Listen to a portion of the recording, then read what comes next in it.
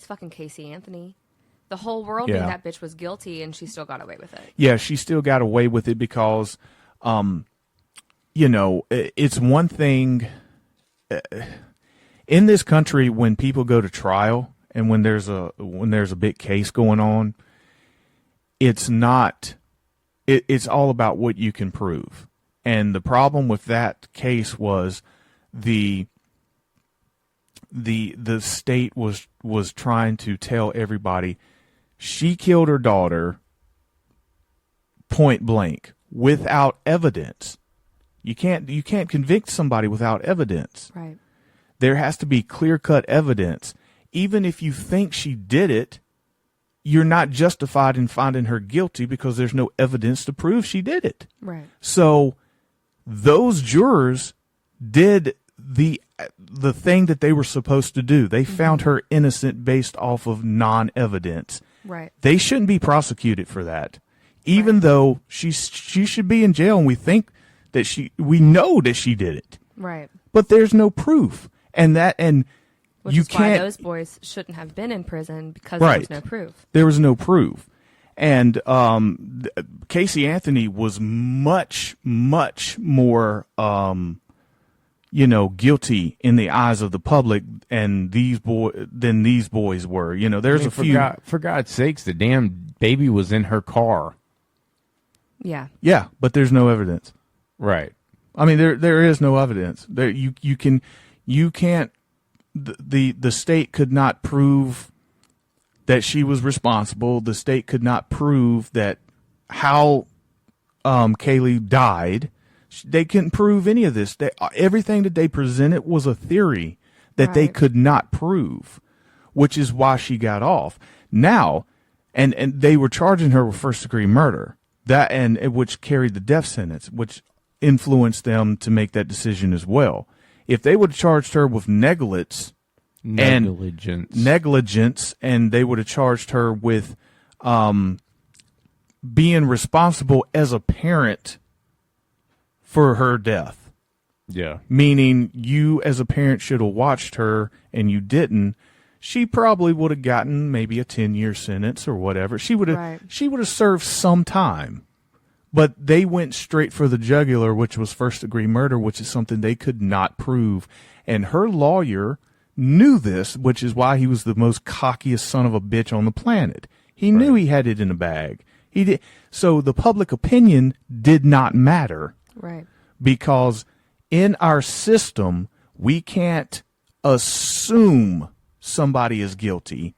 We have to prove that they're guilty. How long? Casey Anthony didn't pull any time, right? Yes, she did. The whole time the trial was going on, she was in jail. Yeah, but how long was that? I can't remember. The trial went on for a right good while. Mm-hmm. I don't remember exactly how long. It was probably 2 to 3 years. Yeah. Okay. Well, that's what I was getting at. I couldn't remember if it was 2 or 8 years. I couldn't remember the length of time for her. I know we did a whole fucking episode on 2 episodes on her. But my point is that's the only time that she pulled, right, was while the trial was going on. And still no evidence to convict her, and then she got off free. Right.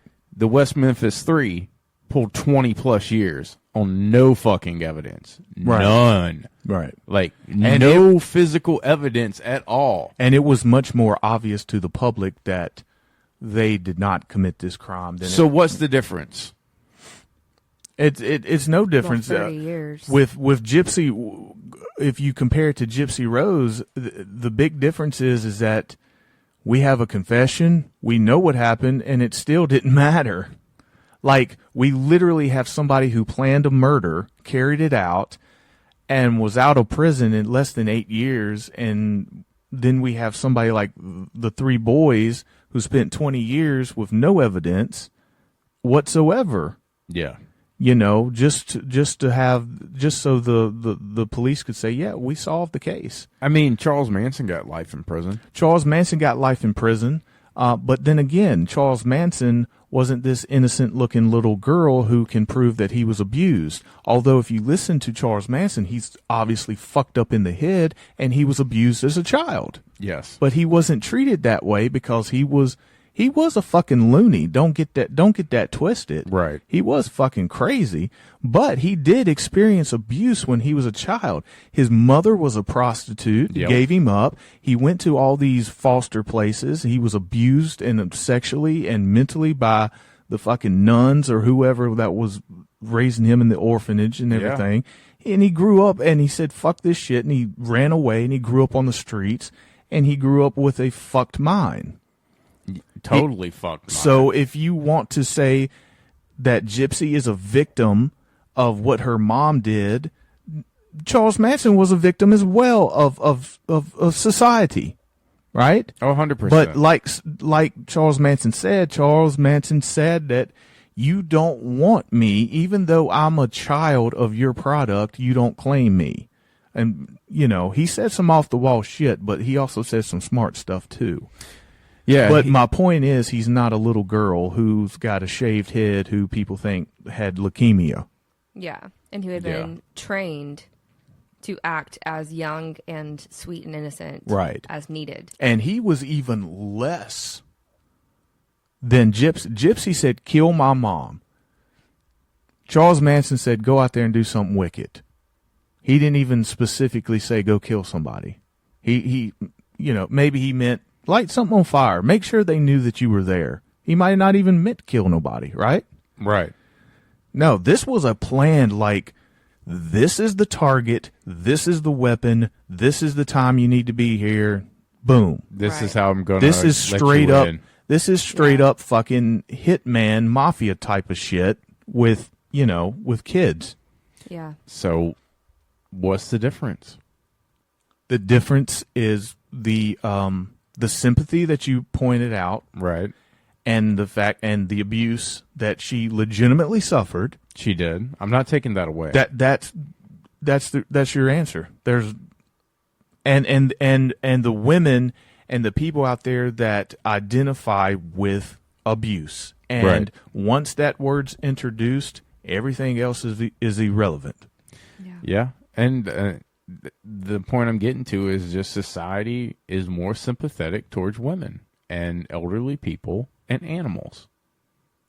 It's an automatic thing. Like, if Nick, I hate to say this, but if Nick was more incapacitated mentally, he would have had a chance. But since he's only semi, he doesn't have a chance. Yeah. I want to talk about her husband now.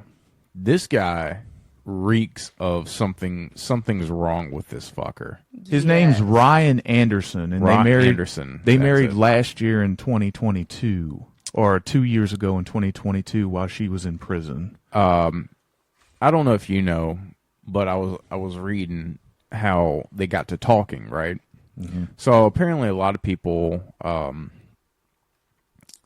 wrote to her in prison. Her exact quote was, "Over 200 guys wrote to me in prison."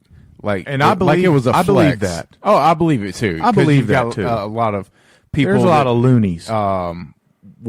Stockholm syndrome. Right. You've got that shit. How many women wrote to Richard Ramirez in prison? Lord have mercy. When he was on trial for killing 20-some women, strangling and raping them, and these women treated him like he was a fucking American Idol. Right. Oh, yeah, they were asking him to do the same to them, like it was their sin. Yeah.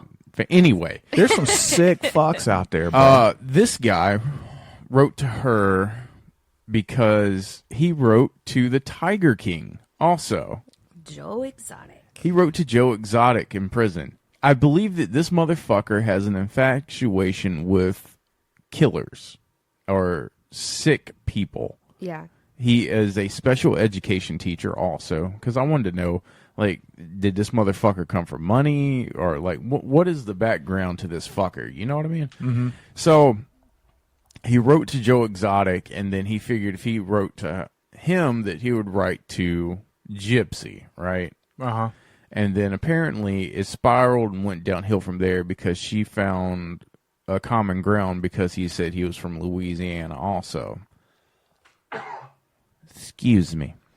And then that's when it started, going downhill. Right. This guy seems fucking weird and creepy. If you notice in a lot of interviews now, he will like cut her off and talk to himself.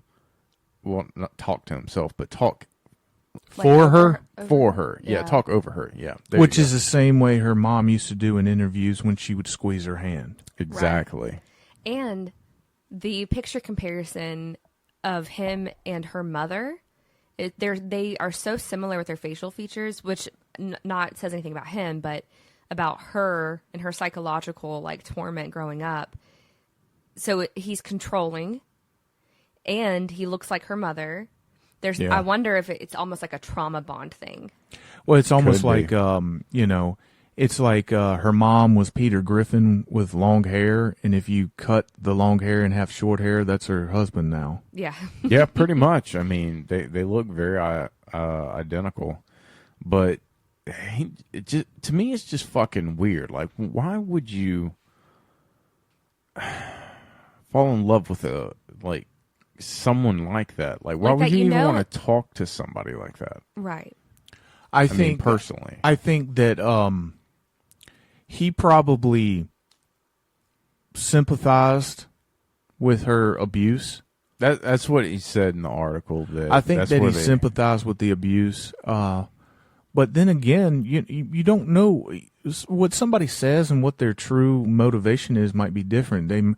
He might have looked at her as a, I don't know, maybe an easy target to.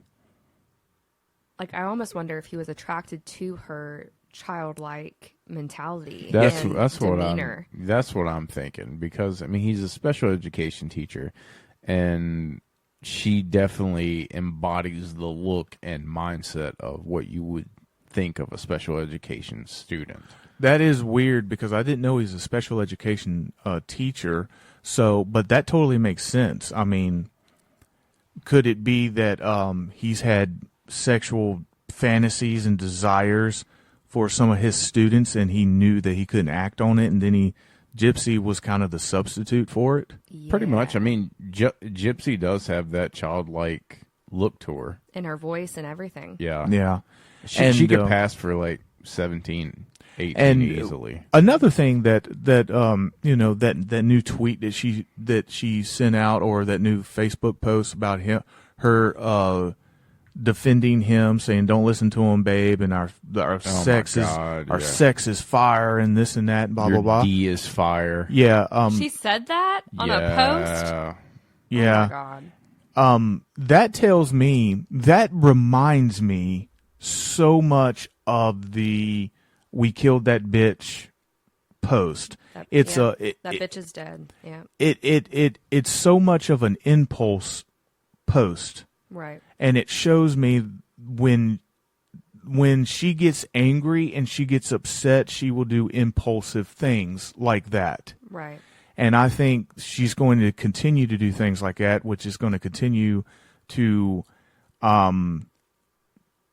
hopefully make public opinion, more people like us come out and speak against her. Become more aware of her bullshit. Yeah. And because those are red flags. I noticed that if she gets mad and she has access to let out her frustrations, she will, that whole sweet childlike essence will quickly go away, and she'll quickly, use all the filthy words and the sexual words and shit like that, you know.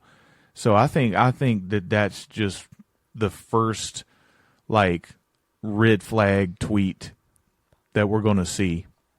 Yes, I 100% agree. I think we are not witnessing the end of the Gypsy Rose story. I think that we are possibly in the beginning. I don't think it's over with. She's going to be a controversial figure for a long time, and the media is going to be all over it. And I think that she's going to continue to shock and get people talking.